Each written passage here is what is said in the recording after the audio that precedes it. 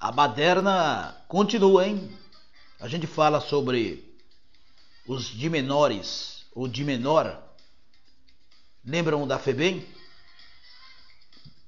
Eu não sei se são bons tempos ou maus tempos. Mas veja só essa notícia. Funcionário da Fundação Casa morre após ser espancado por internos. A notícia é essa mesmo.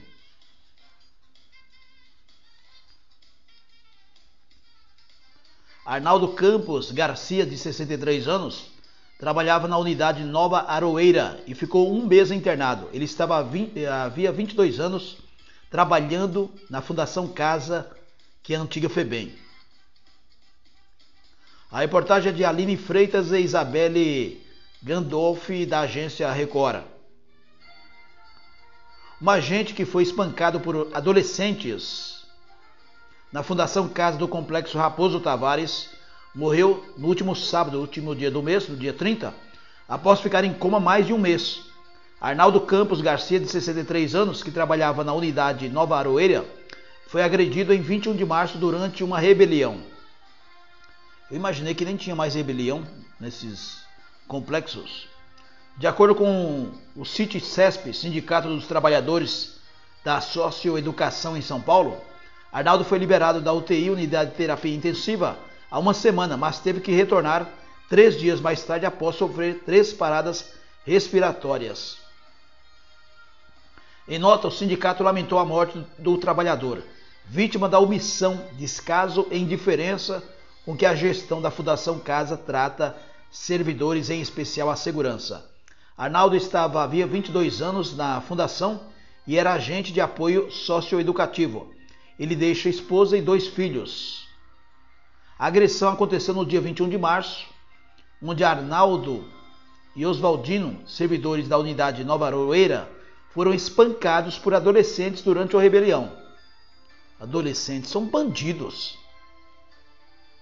O sindicato fez um protesto em frente ao Complexo Raposo Tavares e criou uma vaquinha para ajudar a família do servidor, que estava em coma. Na ocasião, o CIT-CESP encaminhou um ofício à Fundação Casa para exigir melhorias nas condições de segurança interna, saúde e prevenção de acidentes de trabalho no Aroeira. Aí está, então, ex-FEBEM, a gente tem que tratar como adolescentes. São assassinos. E aí, como é que fica a situação aqui? São os absurdos que acontecem em São Paulo. Notícias da polícia. Hoje é dia 3 do mês de maio do ano 2022. Estamos juntos aqui, Estação Imprensa. Agora, esse assunto aqui, eu tenho que cumprimentar o delegado. Quando a gente tem aqui delegado de polícia que tem noção, além das leis, mas a sensibilidade de entender a situação do crime. Veja só aqui o que aconteceu. Um vagabundo ordinário, um verme, ele saía de um local e ele seguiu uma moça para violentá-la sexualmente. Só que ele encontrou o diabo pela frente. Exatamente isso. Esse sujeito de 23 anos, ele atacou uma jovem em praça na região Zona Norte. Testemunhas ouviram gritos da vítima e, ao tentar salvá-la, claro, teve que agredir aqui o sem vergonha. A reportagem é de Isabelle Gandolfi, da agência Record. Um sujeito foi morto após estuprar uma mulher na região do Jaraguá, Zona Norte da capital paulista, no início da manhã deste sábado último dia do mês. Vou repetir, um verme foi morto após estuprar uma mulher na região do Jaraguá, Zona Norte da capital paulista, no último sábado. De acordo com informações da Record TV, a vítima estava voltando a pé de uma tabacaria que fica em Taipas, também na Zona Norte, para a sua residência por volta das 5 horas da manhã. Durante o percurso, ela foi abordada por esse sujeito de 23 anos. na rua Eduardo Coimbra. Ele estaria na mesma tabacaria que ela e a seguiu. O suspeito, que não é mais suspeito, tem o CPF cancelado, agrediu a jovem e a obrigou a ir até uma praça próxima, onde ocorreu o estupro. Duas testemunhas que estavam em um ponto de ônibus escutaram os gritos da menina e tentaram ajudá-la. Houve uma luta corporal e o homem... Que homem? E o sujeito aqui foi agredido. Na tentativa de detê-lo, ele acabou sendo estrangulado até perder a consciência. Claro, o pessoal tentou segurar, mas ele quis sair, então ele, sem querer, né? Ele perdeu as forças ali. A vítima pediu ajuda a moradores que acionaram a polícia militar. O homem, que mania de colocar aqui homem, esse sujeito chegou a ser levado para o Hospital Geral de Taipas, mas o diabo chamou. CPF cancelado. Já a jovem foi encaminhada ao Hospital Pérola Baito, que é uma referência no atendimento de vítimas de violência sexual. Segundo a PM, ela estava bastante machucada no rosto e relatou muitas dores. Agora sim, segundo o delegado Alexandre Monteiro. Delegado, parabéns, um grande abraço aqui do canal Estação Imprensa. Parabéns, hein? Vou repetir o nome dele. Tem que aplaudir. Delegado Alexandre Monteiro, responsável pelo caso. Ele fez o seguinte: tanto a vítima quanto as testemunhas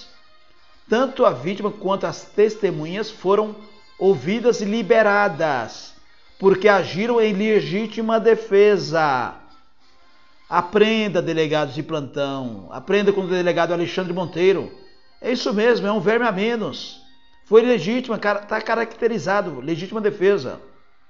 De acordo com os moradores da região, a praça onde ocorreu o crime é um local ermo e utilizado para a prática de crimes. Já é conhecido, né? O caso foi registrado no 72DP, na Vila Penteado, mas será encaminhado ao 74DP, em Parada de Taipas, para continuidade da investigação. Pessoal, a vida continua, esquece isso aqui, já, entendeu? CPF cancelado, o diabo já chamou o cara lá, e que você aí, né? Você aí que pensa... Não, deixa pra lá, não vou falar não. Parabéns, delegado Alexandre, a moça aqui, né? Graças a Deus, dos males, por que pareça, dos males o menor, né? Mas com certeza, esse vagabundo, esse verme, ele está agora, neste momento, junto com o diabo. Eu nem vou falar porque o diabo o carregue, que ele já carregou mesmo. E parabéns, vocês que atenderam a moça aí, viu? Parabéns a vocês aí. Palmas para vocês aí. Vamos em frente. Estação Imprensa. Notícias da polícia.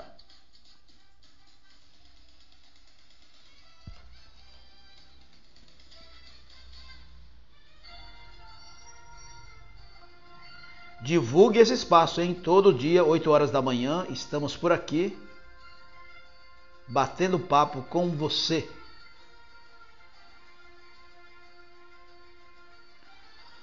Olha, aquelas duas vermes, que esse caso aqui, olha, enoja a gente, né?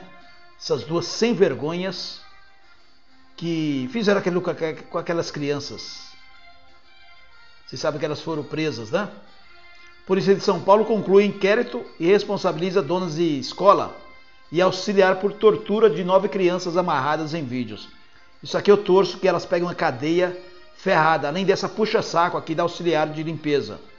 Investigação foi finalizada ontem, com indiciamento das irmãs Roberta e Fernanda Semer e Solange Fernandes. É Solange Hernandes, né? Então vamos colocar o nome aqui dessas torturadoras que pegam uma cadeia de 30 anos cada uma. Roberta e Fernanda Semer e Solange Hernandes, donas de Colmeia Mágica, que é aquela escola infantil. Elas estão presas. Elas foram indiciadas, né? O inquérito foi finalizado ontem. Maus tratos, associação criminosa, perigo de vida e constrangimento contra alunos. Uma cadeia boa, hein? Caso vai para o Ministério Público decidir se acusa as 3 à Justiça. Com certeza sim. A reportagem é de Kleber Tomás e Deslange Paiva, Portal G1, São Paulo, Globo. A Polícia Civil de São Paulo concluiu ontem, segunda-feira, dia 2, o inquérito e responsabilizou criminalmente as duas donas e uma funcionária da escola infantil Colmeia Mágica na zona leste da capital de São Paulo, por tortura contra 9 crianças. Você sabe o crime de tortura? Quantos anos? Parabéns, justiça. E elas aparecem amarradas e chorando em vídeos e fotos dentro do banheiro da creche. Mas nem animal se trata desse jeito, né? Outros alunos também aparecem como vítimas, mas o número total deles não foi divulgado. O caso foi revelado em primeira mão pela TV Globo e pelo jornal, pelo portal G1. Além da tortura, elas foram indiciadas por maus tratos, associação criminosa, perigo de vida e constrangimento.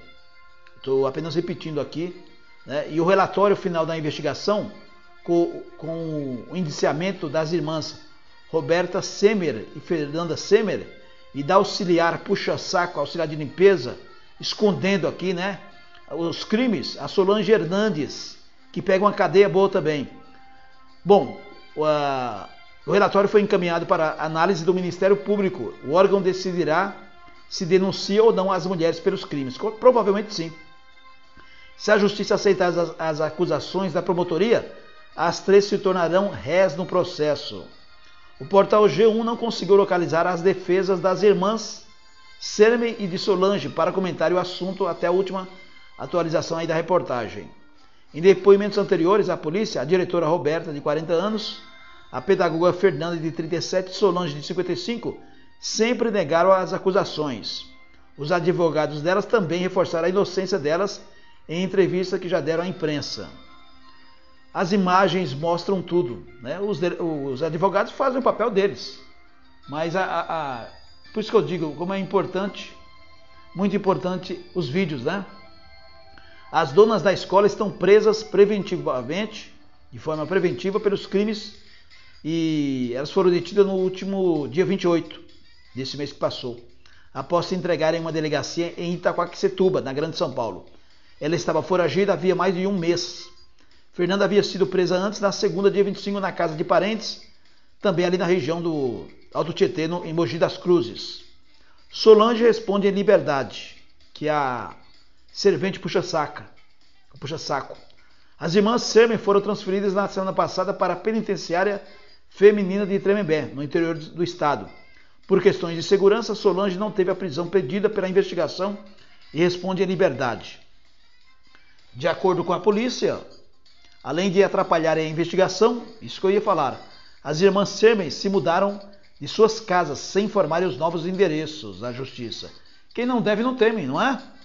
Vai pegar uma cadeia boa, viu? Já Solange compareceu na delegacia que investiga o caso e colaborou com a apuração. Quem tem, tem medo, é ou não é? Quem tem, tem medo. As imagens chegaram ao conhecimento da Central Especializada em Repressão a Crimes e Ocorrências Diversas, cerco da 8ª Delegacia Seccional, que abriu inquérito para investigar o caso. Não há confirmação de quem gravou os vídeos. A suspeita é que possa ter sido alguma funcionária da creche descontente com o que viu, mas quem seja lá quem seja, parabéns. Senão a gente não teria nem provas, né? De acordo com o que as professoras que trabalhavam na escola disseram, a dona polícia, apesar de não participar diretamente dos maus tratos aos alunos, Roberta era quem amarrava as crianças. Vou repetir, a Roberta era quem amarrava as crianças, acreditando que com isso elas parariam de chorar. É uma imbecil, uma ignorante. Segundo elas, a diretora não suportava ouvir o choro das crianças. Ué, vai trabalhar em outro ramo então? Bom, agora não, agora você vai trabalhar na cadeia, na penitenciária, varrendo o chão, limpando o banheiro. Ainda segundo os depoimentos, Fernanda era conivente com a situação. Há ainda relatos de que Solange chegou a cobrir a cabeça de um bebê com uma coberta e ele ficou internado no hospital após sentir dificuldades de respirar. Veja só, meu Deus do céu, veja só que situação. As educadoras também contaram à investigação que viram outras punições. Algumas crianças que desobedeciam às regras da direção eram levadas para um banheiro escuro sem a presença das educadoras. E as maiores eram colocadas em pé por horas na sala de Roberta para pensarem sobre o que fizeram. As professoras foram ouvidas como testemunhas. Ainda segundo as professoras, a diretora gritava com funcionárias e com as crianças que tinham muito medo dela.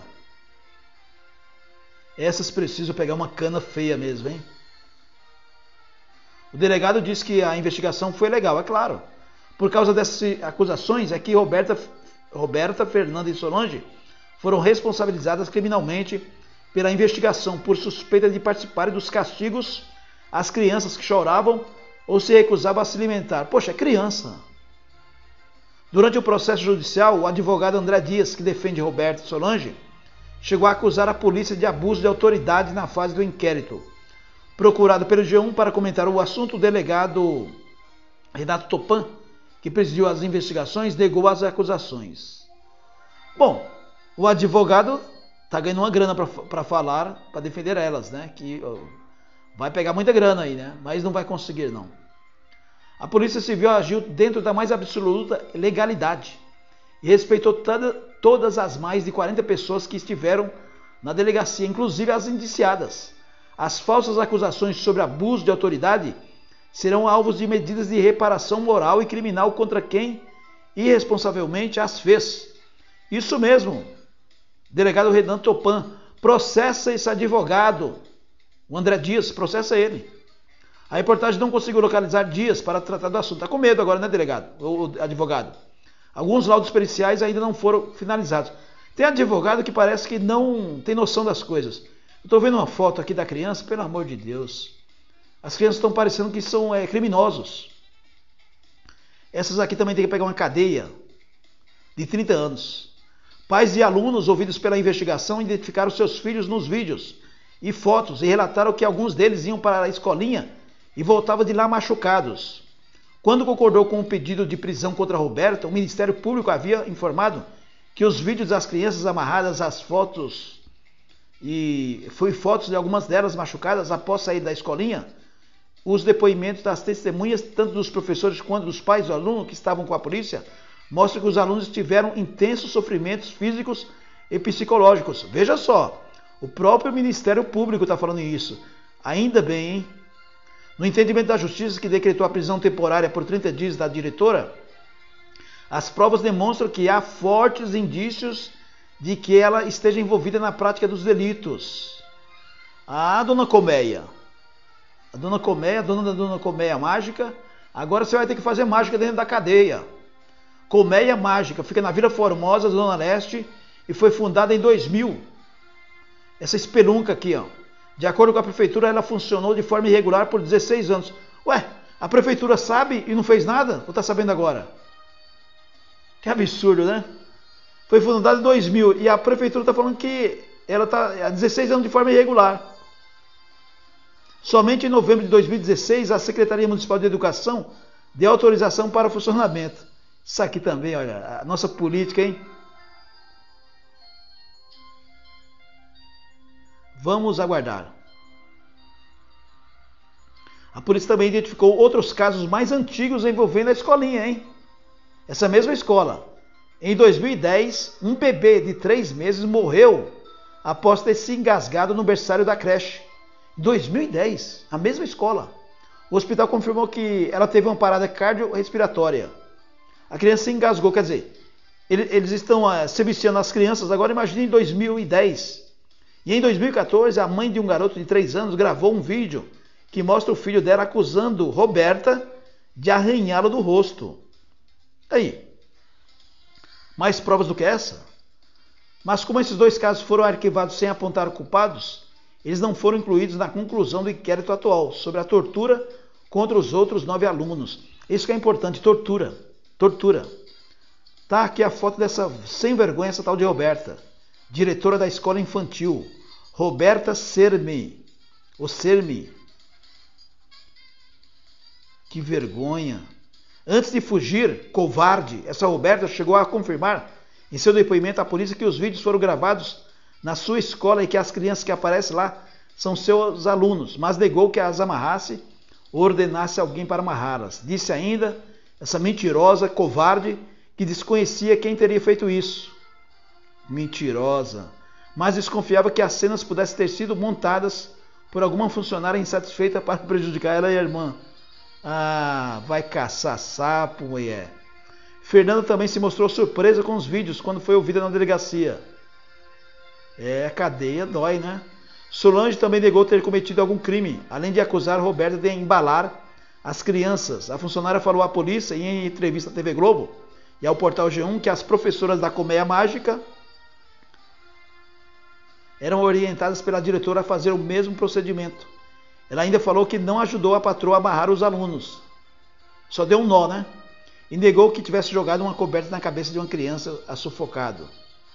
Olha, minha opinião, 30 anos de cadeia para cada uma.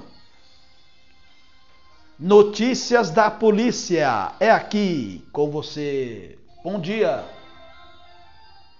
3 de maio de 2022.